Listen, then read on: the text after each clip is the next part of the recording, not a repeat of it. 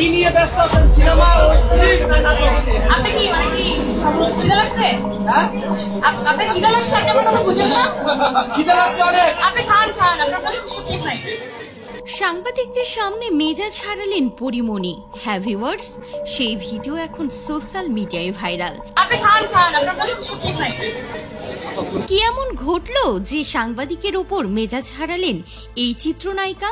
জলপাই রঙের শাড়িতে 20 লাখ টাকার সোনার গয়না পরেছিলেন পরি। হাত ভর্তি রেশমি চুড়ি আর সাদা বেলি ফুলের খোপায় মোহনীয় লুকে সেজেছিলেন অভিনেত্রী।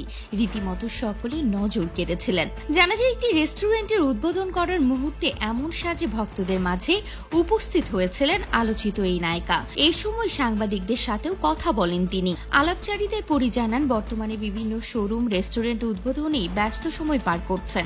পরির ভাষায় এটাই সব থেকে বড় ব্যস্ততা এই মুহূর্তে। এই সময় একজনকে পরীকে জিজ্ঞাসা করেন, আপনি সবার ক্রাশ, আপনার নতুন সিনেমা, ওয়েব সিরিজ আসছে না কেন? আর এতেই রীতিমতো ক্ষিপ্ত হয়ে ওঠেন পরিমণি।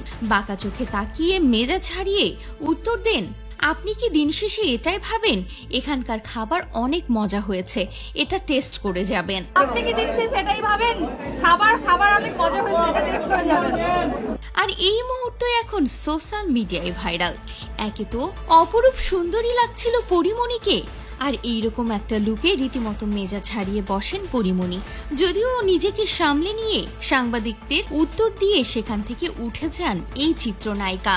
এখন সামাজিক যোগাযোগ মাধ্যমে ভাইরাল হয়েছে এই নতুন ভিডিওটি, যা নজর কেড়েছে ভক্ত ও নেটিজেনদের। তো ভিউয়ার্স, আপনাদের কি মনে হয়, সাংবাদিকদের কি নায়িকাদের এমন প্রশ্ন করা উচিত, নাকি পরিমণির রাগ করা ঠিক হয়নি? আপনাদের মূল্যবান মন্তব্য কমেন্ট করে জানাতে ভুলবেন না।